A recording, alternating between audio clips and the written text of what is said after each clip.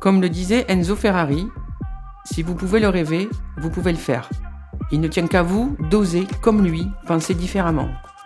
Osez déplacer vos limites, découvrir des chemins nouveaux de votre fonctionnement pour atteindre votre performance. L'épisode à suivre, parrainé par Charles Pozzi, distributeur Ferrari, décrypte une expérience vécue de performance. Inspirez-vous de ce témoignage pour vous réinventer.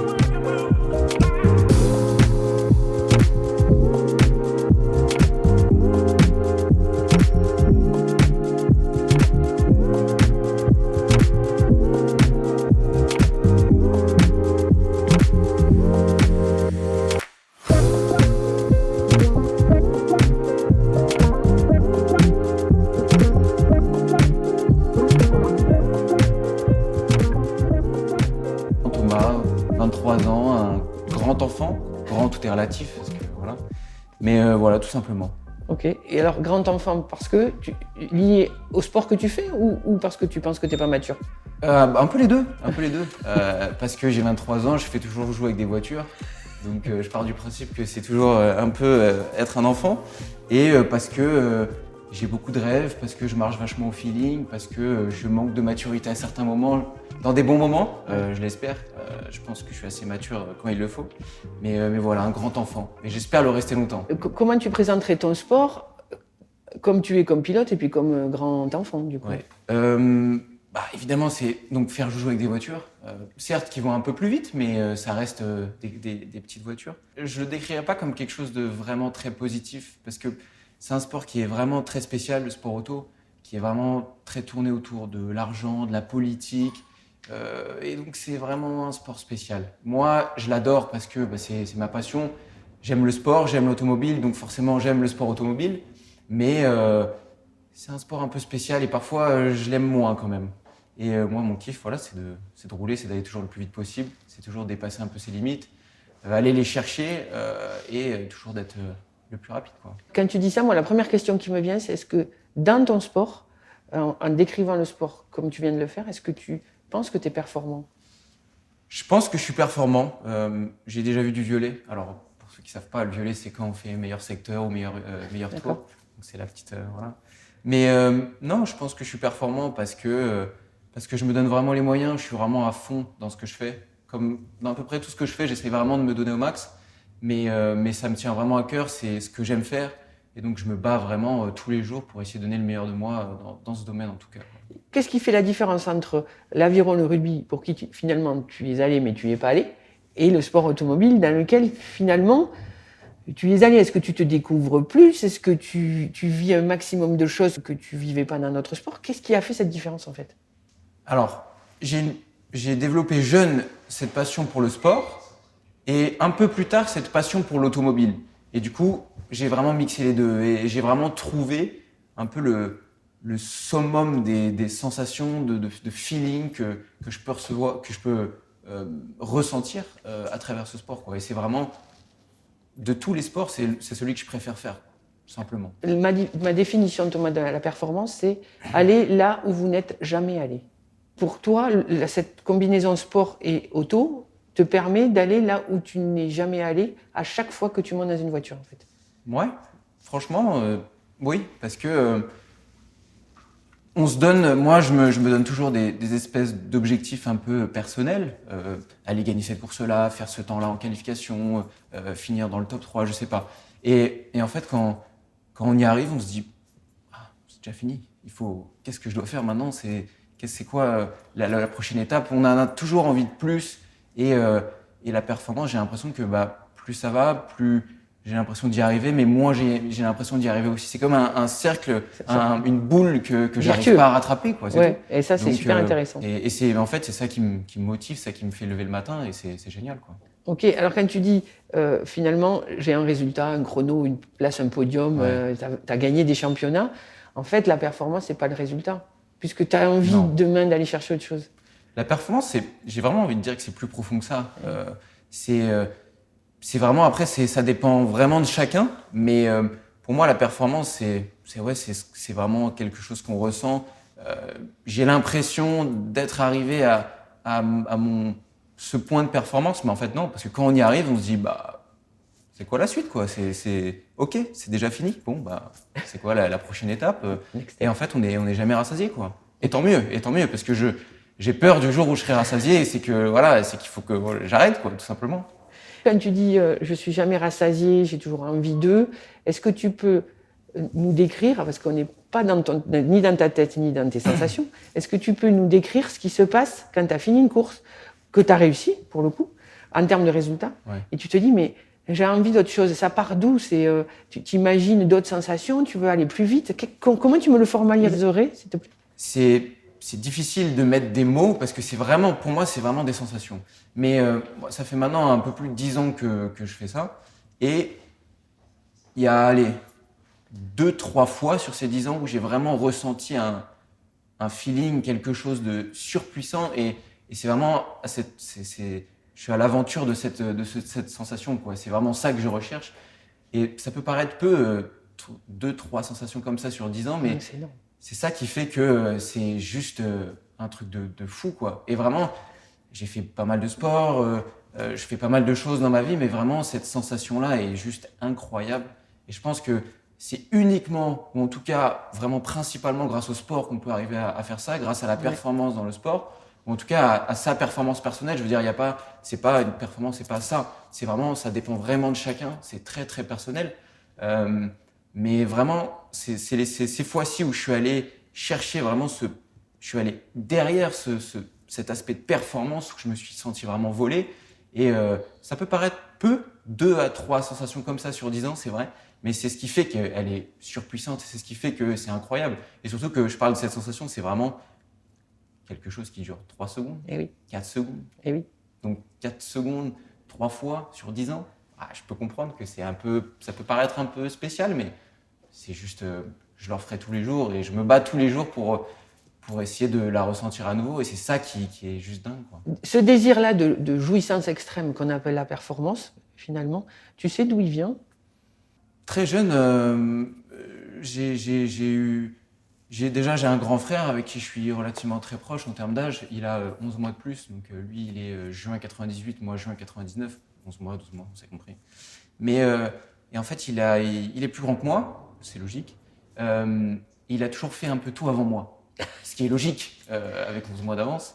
Je pense très tôt donner l'envie de me battre, d'être toujours plus performant, d'aller toujours essayer de faire comme lui. Et c'est pour ça, je pense que j'ai aimé le sport très tôt, d'être toujours avoir envie d'être le meilleur. Je voulais toujours être le meilleur en sport à l'école, en primaire, quand on courait autour de la cour et tout. J'étais le meilleur d'ailleurs. Et en fait, c'est ça qui m'a donné vraiment goût à la performance. Et voilà, quoi, c'est ça qui m'a fait aimer le sport et qui me fait maintenant, aujourd'hui, aimer le sport automobile. Donc il faut dire merci à ton frère. À mon frère, je pense. Oui, ok. Beaucoup de gens se demandent, mais ce genre de performance, elle n'est pas neutre non plus, parce que tu as la jouissance qu'on peut retrouver dans beaucoup de sports de très haut niveau, des gens qui vont nous décrire à peu près la même chose que toi. En revanche, le choix de ton sport n'est pas anodin. Non. Je veux dire, faire joujou avec des voitures, beaucoup de garçons jeunes aiment ça. Et moi, j'ai eu la chance d'avoir des parents qui travaillent dans l'automobile, donc j'ai eu la chance de côtoyer le monde de l'automobile très jeune, et beaucoup. Et je pense que c'est ça qui m'a vraiment fait aimer déjà, d'une part, l'automobile, les voitures. Et comme j'ai aimé vraiment le sport, et ben, en fait, je me suis dit, waouh, mais le sport auto, c'est ça, en fait. C'est ça. Est-ce que c'est le risque du sport qui t'amène cette jouissance un peu rare et extrême que tu peux peut-être ne pas retrouver dans la vie au quotidien? Il y a aussi de ça, évidemment. Je pense que, d'une part, c'est ce qui fait la chose aussi, c'est ce qui fait que c'est plus excitant. Je veux dire, par exemple, il y a le simulateur qui reproduit à peu près les mêmes sensations. Maintenant, c'est assez bluffant. Les simulateurs font des choses assez exceptionnelles, mais on a absolument zéro risque de danger. Et en fait, j'aime pas du tout ça, quoi. C'est ça qui fait que c'est aussi super excitant et qu'on est content de soi, parce que plus on va vite, plus c'est entre guillemets dangereux, parce qu'on est au bord de la limite, etc. Et c'est ça qui fait que c'est super excitant aussi, quoi. Donc, après, d'une part, nous, je veux dire, je pense que c'est comme ça pour beaucoup de sportifs dans des sports un peu dangereux. C'est des choses auxquelles on n'y pense vraiment pas. Enfin, moi, je sais personnellement que si je commence à me dire dans la voiture, là, c'est chaud, bah, je commence à tirer le frein à main, quoi. Ça va plus aller, quoi. Donc voilà. Ok. Et ce genre de performance avec un risque de vie, à l'intérieur, au quotidien et dans ta vie tous les jours, elle implique quoi? Parfois, la vie peut sembler très banale, très plate, quand on revient à la vie entre guillemets de tous les jours. Surtout, je fais un sport qui est assez atypique en termes d'entraînement, etc. Comparé à plein d'autres sports. Nous, en fait, on est dans la voiture que, entre guillemets, les week-ends de course. Mais par exemple, si on n'a pas de course pendant 2 semaines, bah, on n'est pas dans la voiture pendant 2 semaines. On ne peut pas pratiquer comme la natation. Les nageurs pros, ils sont dans le bassin tous les jours. Nous, bah, voilà, quoi. Moi, je me lève, je bois mon petit café, je vais faire du sport. Voilà, quoi. Je veux dire, je ne suis pas dans la voiture. Donc, quand on n'est pas dans ces week-ends de course, quand je suis pas dans la voiture, parfois c'est vrai que ça peut me paraître un peu le temps long. Et on a juste envie de se remettre dedans et de rouler, quoi. Et dans des temps longs, ta tête, elle pense à quoi en général? Au sport auto. Tu reviens sur ce que tu vas faire, tu projettes on ce que se prépare tu en fait. Tu te prépares. Parce que on fait pas rien. Je me lève pas juste, je bois le café, c'est fini, je fais un peu de sport. Non. On essaie vraiment de se préparer. On a quand même beaucoup de travail avec les ingénieurs. On fait beaucoup de travail en amont avec les datas, les vidéos, un peu de simulateur, même si moi je suis pas un grand fan. On essaye de se préparer le plus possible. On essaye de rester le plus actif possible, même si au final on conduit pas, quoi, tout simplement. Pour ton entourage proche, les gens, ta famille, ton ami, etc., quand tu roules et quand tu vas chercher ce type-là de performance, est-ce que tu y penses? Comment ça se vit? Comment tu le partages avec l'ensemble des gens avec qui tu es? Moi, je pense que j'ai énormément de chance parce que j'ai un entourage qui est ultra compréhensif. Ils sont super tous à l'écoute. J'ai la chance d'avoir des parents qui sont géniaux, qui m'ont donné déjà la possibilité de pouvoir faire du sport auto et sans qui je ne serais absolument pas là aujourd'hui et qui du coup me donne énormément ça me provoque énormément de bonheur. Je me sens très chanceux et je suis extrêmement heureux dans ce que je fais dans tous les jours et qui sont super compréhensibles. Ma mère, je sais qu'au début elle a peur, elle a toujours un peu peur, mais elle est toujours aussi à fond. Elle m'appelle, alors ça passait comment, etc. J'ai une copine pareille, mon frère, ma sœur, mon père, tout le monde est super à l'écoute, super à fond et je trouve ça génial de pouvoir partager en fait tout ça tous ensemble, quoi. Et c'est vraiment une vraie chance, quoi. Donc la perf, la tienne, en tout cas, elle n'est jamais totalement individuelle finalement. Non, vraiment pas. Je trouve que c'est vraiment un travail d'équipe. Déjà, le sport auto, c'est un travail d'équipe, même si on est seul dans la voiture. Moi, en l'occurrence, je suis seul dans la voiture, mais on est plusieurs sur la voiture. Moi, je fais beaucoup d'endurance et on a beaucoup de mécaniciens, d'ingénieurs sans qui, on pourrait pas faire tout ça, évidemment. Donc, c'est vraiment un travail d'équipe et j'ai aussi toute la préparation avec aussi mes parents, avec tout le monde, en fait. C'est vraiment un travail super collectif, super global.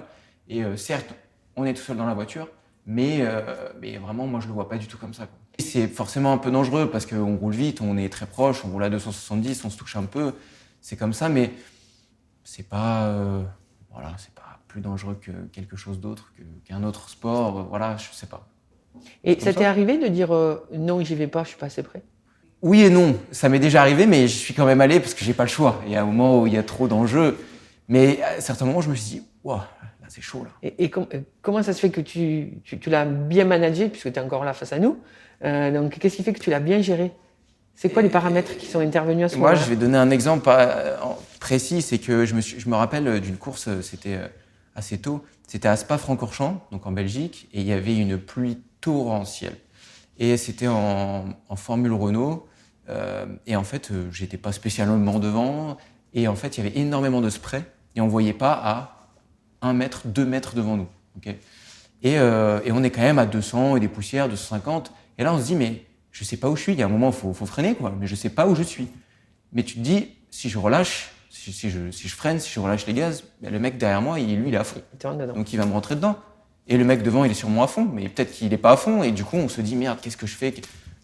On reste à fond, et puis on voit, quoi. Ouais. Parce qu'en plus, quand on met le casque, on a de l'ego. On est obligé. Je veux dire, en tant que pilote, j'espère, quand j'enlève le casque, que j'ai pas d'ego. En tout cas, je me bats tous les jours pour pas être vu comme ça. Mais quand on met le casque, on est obligé d'avoir de l'ego. Parce que c'est vraiment un concours, on doit être le meilleur, on doit toujours, entre guillemets, battre l'autre. Et en fait, là, à ce moment-là, je me rappelle m'être dit, mais qu'est-ce que je fais là? Qu'est-ce que je dois faire? Mais ça n'a aucun sens. Et après, je me dis, mais le mec devant, il est à fond, lui, il s'en fout.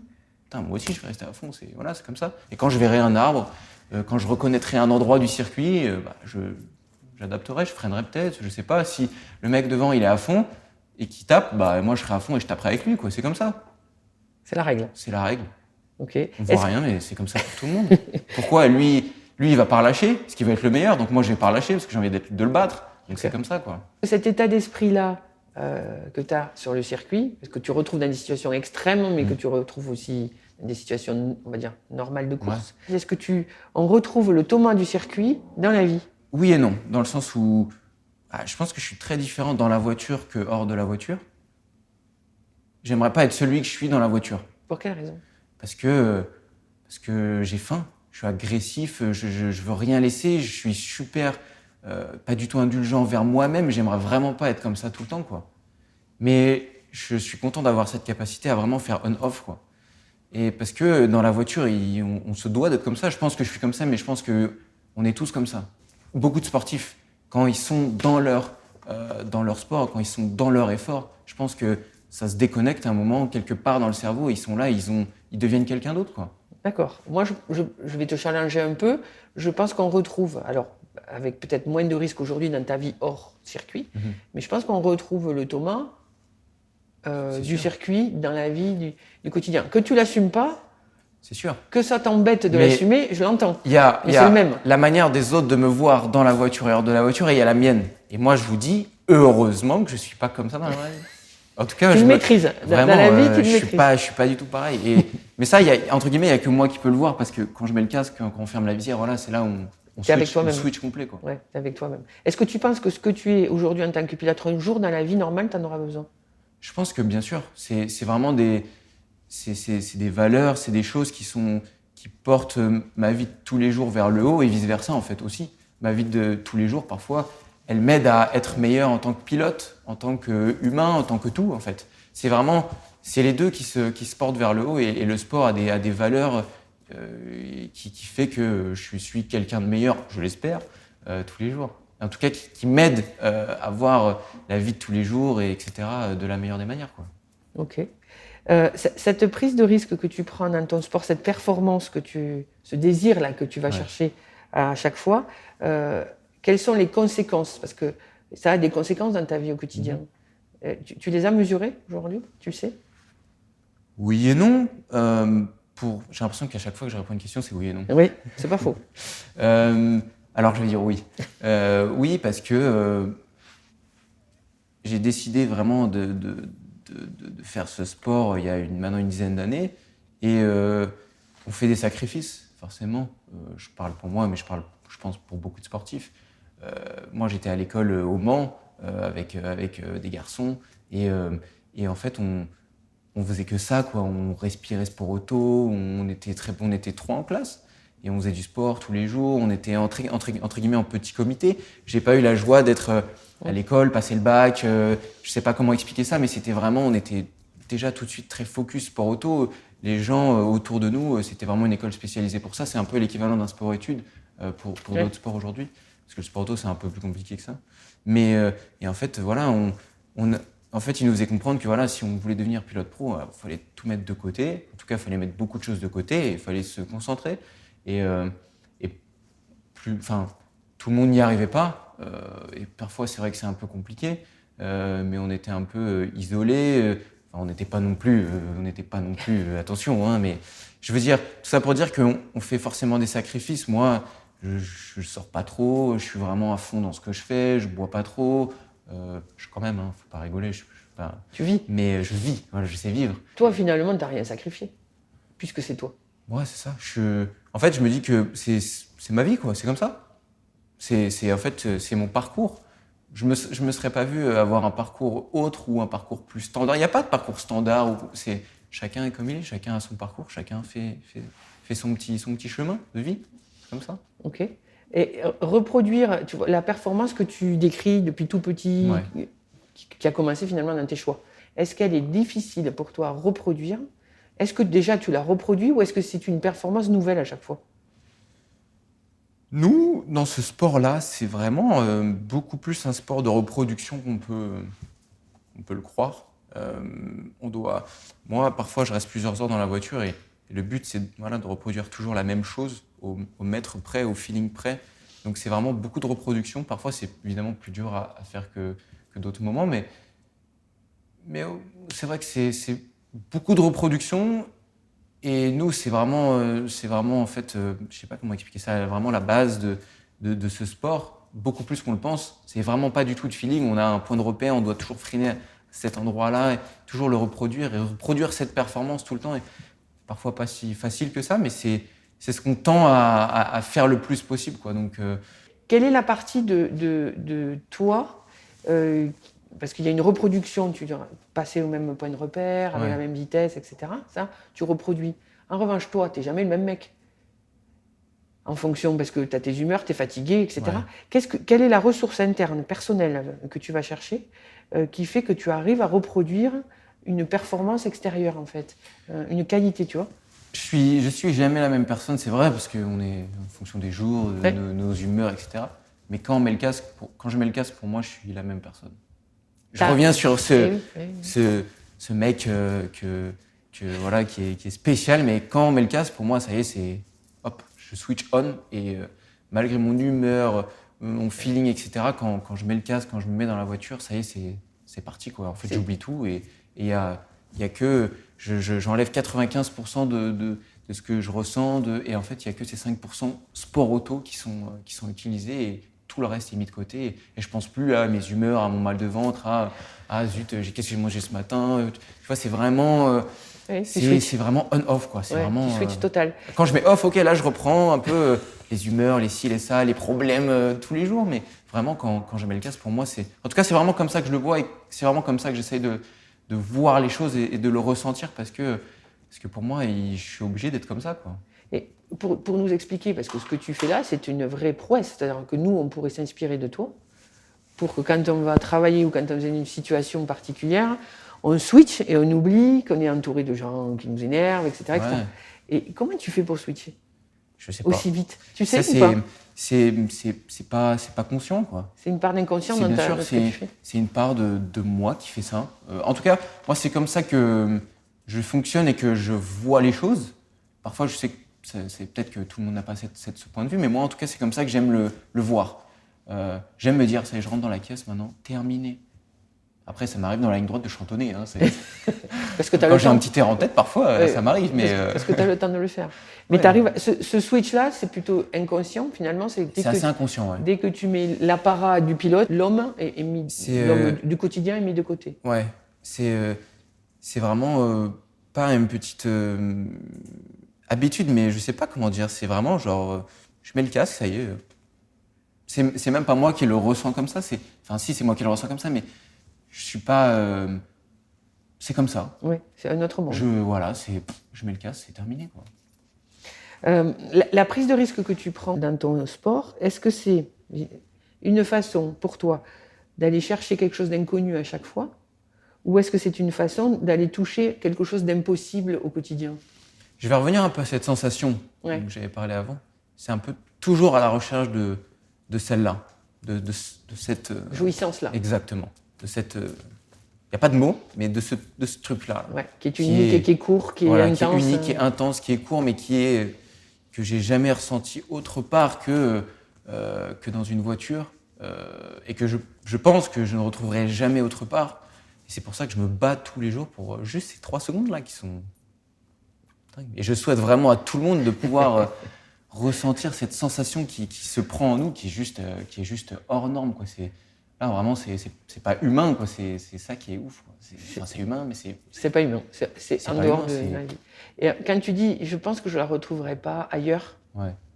Le jour où tu vas arrêter le sport auto, comment tu vas faire pour vivre?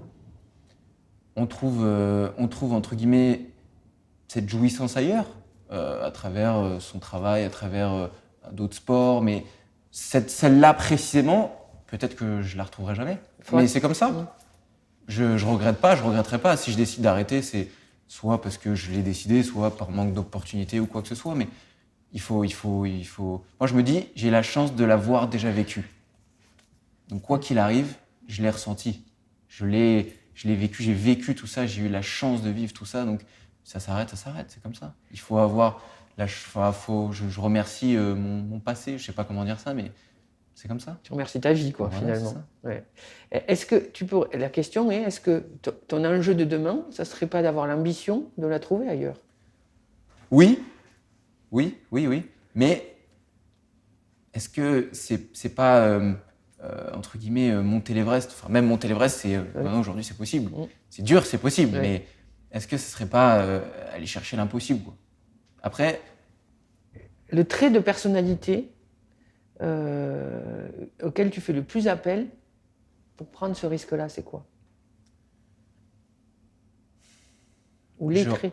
j'aurais tendance à... C'est pas vraiment un trait de personnalité. J'aurais tendance à dire la passion. D'accord. C'est vraiment l'amour de ce sport, l'amour de l'automobile, l'amour du sport automobile, l'amour du danger, l'amour de la voiture, l'amour de ce feeling, de la conduite, de tout ça, en fait. Il y a quelque chose de fusionnel. Ouais. Moi, de ce que j'entends depuis le début, entre ce que tu m'as dit là et ce que tu viens de me dire, avec la passion, c'est comme s'il y avait une fusion entre vous deux qui fait que quand ça va s'arrêter, tu sais, comme les atomes, Ouais. ça va faire une bombe atomique, quoi. C'est-à-dire, quand ça se sépare, tu as le deuil de la jouissance que tu estimes que tu vas faire, mais C'est vrai. on travaillera Espérons que c'est faux. On travaillera oui, ensemble. on travaillera ensemble demain à la transition. Ça me va. J'ai un sujet pour toi Parfait. là-dessus, donc pour aller chercher cette ambition-là. J'entends que cette notion de passion, en fait, ce que tu vis, c'est comme tu pouvais le vivre pour quelqu'un et que si c'est pas là, c'est pas là, quoi. En fait, c'est une espèce de relation amoureuse, duel, fusionnelle entre toi et ton sport actuellement. Tu es d'accord avec ça? C'est vrai, je suis d'accord. Après, je me dis que j'aurais d'autres manières d'essayer de vivre ça plus tard, à travers l'automobile, à travers plein de choses. C'est pas parce que vraiment j'arrête la conduite que je vais arrêter cette passion, entre guillemets. Heureusement, je peux encore faire plein de choses qui est liée à cela. Mais voilà, quoi, c'est... Retrouver ça, c'est exactement. c'est assez intense, ça, tu me diras. Exact. Donc, c'est pas non plus simple. Ouais. Ce qui veut dire que vivre la performance telle que tu l'as décrit, c'est pas facile finalement. Non, je pense pas que ce soit facile. Ça dépend encore une fois de tout, mais je pense pas que ce soit facile. Ouais. Parce que après, ça dépend de chacun, ça dépend de comment chacun est fait mentalement, ça dépend de ses propres frontières, de mes barrières, de mes frontières, mais c'est moi-même ma propre limite, en fait, parfois.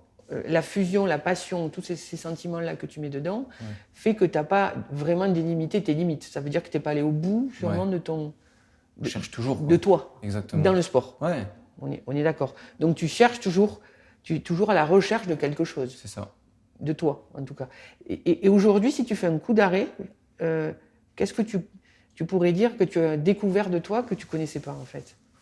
Quand je mets le casque, je deviens égoïste, je deviens méchant, je deviens antipathique. C'est vraiment tout ce qu'on ne veut pas être dans la vie de tous les jours parce que je suis obligé d'être comme ça sur la piste.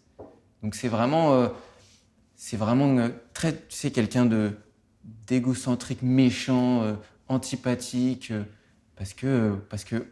pourquoi? Parce que l'ego rentre en compte, parce que l'ego est dans le casque avec moi, quoi.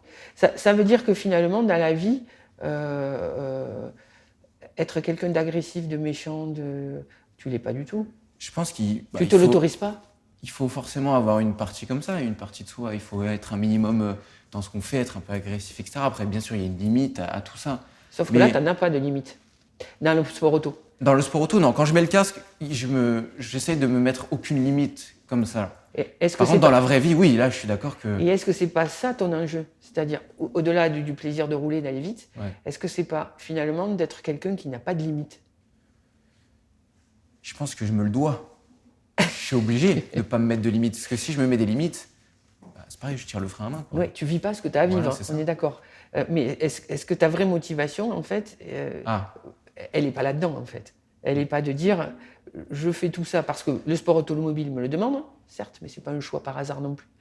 Et en fait, tous tes choix sont pour t'autoriser à être le Thomas, nos limites. C'est ça. Où tu peux être le plus arrogant, égoïste, j'ai presque envie de dire le plus con. Exactement. C'est le mot que je voulais pas dire, mais c'est exactement ça. D'être le plus con possible et d'être presque remercié d'être con, parce que ça te permet de gagner. C'est ça. C'est ça, c'est très bien résumé. Bon. Ça me permet d'être vraiment con. Voilà. J'aimerais qu'on reste sur ce... Sur cette conclusion-là, C'est ça ça. me permet d'être vraiment con. Non, mais cela dit, on le dit comme ça en rigolant, mais c'est super intéressant parce que ça montre, si tu veux, Thomas, que quand on fait des choses, quand on cherche une performance là c'est dans ton sport, mais Ouais. pour nous, c'est s'autoriser à être soi Ouais, c'est ça. pleinement, avec tout. C'est-à-dire, parce que je suppose que tu n'es pas que con, tu es quelqu'un qui écoute tes ingés, tu écoutes celui qui roule avec toi. Il n'y a pas que ce côté qui se réveille. Mais par contre, tu as tout. C'est-à-dire, tu es tu es intègre. Ouais. Dans le sens, tu es totalement toi quand tu performes et quand tu roules.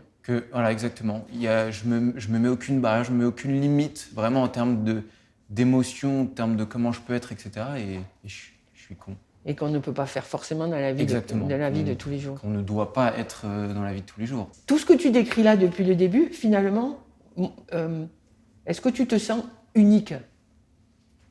Oui, forcément. J'ai envie de dire, je pense que tout le monde est unique. Je me sens unique du fait de tout, de mon expérience, de comment je vois les choses, de comment je ressens les choses, de comment je vis les choses. Aussi du fait de ma performance, de comment je la vois, comment je me prépare, comment je pense à tout ça. Donc ouais. Et ça fait du bien de se sentir unique ? Ouais, ça fait du bien. J'adore la réponse. Petite question, est-ce que dans l'interview qu'on a fait tous les deux, tu t'es senti en danger ? Oui et non. C'est trop facile. C'est trop facile. Vas-y, je vais te chercher. Oui, pourquoi ? Oui, parce que en fait, je me rends compte que moi-même, en parlant entre guillemets de moi comme ça, je me découvre aussi. Ouais. Et forcément, c'est se mettre en danger. Je trouve que de parler de soi, de s'ouvrir, c'est une sorte de mise en danger. C'est vrai. Et non, parce que je me découvre aussi, en fait, d'une certaine manière. Donc en fait, c'est oui, non. En fait, voilà, j'ai raison. Je suis désolé. Mais... Non, j'ai pas dit que tu avais tort.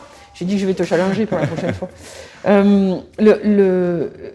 Peut-être la dernière question que j'ai envie de te poser, par rapport aux gens qui vont t'écouter, qu'est-ce que tu pourrais leur conseiller pour qu'ils puissent eux-mêmes aller chercher leur propre performance ?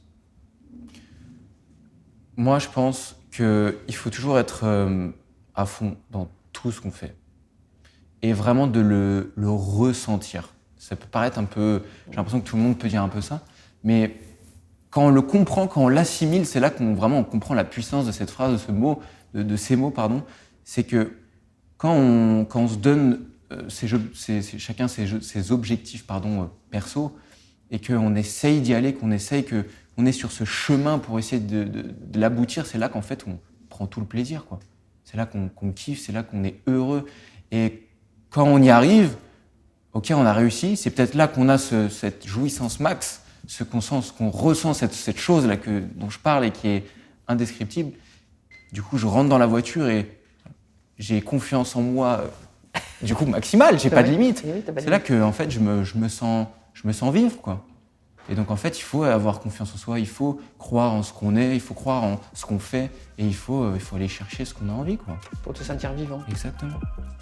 Merci Thomas. Merci à toi.